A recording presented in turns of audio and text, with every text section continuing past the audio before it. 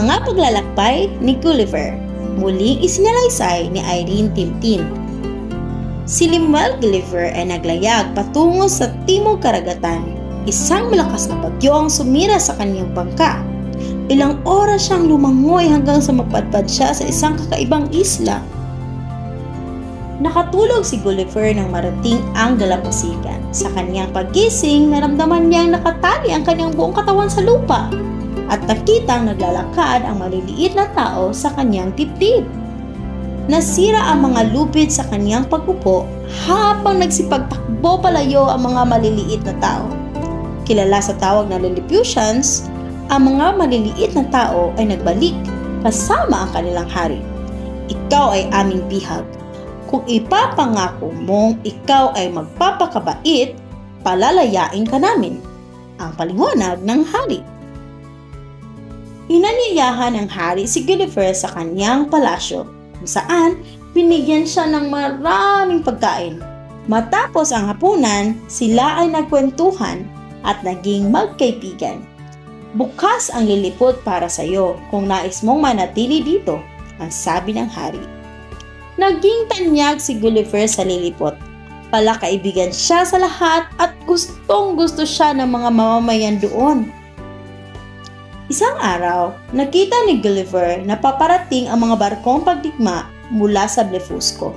Lumusong siya sa tubig at iniikot ang kanilang mga sasakyan, kung kaya't napilitang bumalik ang mga kalaban sa kanilang pinanggalingan. Ipinagbunyi ng mga Lilliputians sa pangyayari at hinirang na isang bayani si Gulliver.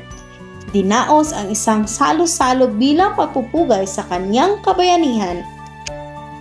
Nais ng hari ng lilipot na lipunin at gawing alipin ang mga Blefuscudians dahil sa tangka nitong pananakop. Ngunit pumangita si Gulliver upang magkaroon ng maayos na kasunduan ang dalawa. Naggalit ang hari at tinawag siyang taksil. Napagpasyahan ni Gulliver na lisanin ang lilipot at ipinaalam niya sa hari ang kanyang desisyon. Naglakad siya sa dagat patungo sa Blefusco. Naghihintay sa dalampasigan ang hari ng Blefusco upang siya ay salubungin. Hinirang din siyang bayani sa Blefusco. Matapos ang ilang araw ay nakaramdam ng pangungulila si Gulliver. Madalas siyang umupo sa may dalampasigan habang tinatanaw ang dagat.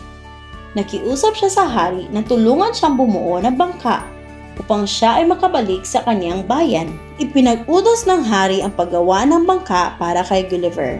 Lahat ay masayang tumulong at pinuno nila ng mga pagkain at ibang kakailanganin sa paglalakbay ang kanyang bangka. Naghanda si Gulliver sa paglalayag at tuluyan na siyang nagpaalam sa mga Blefuscudian.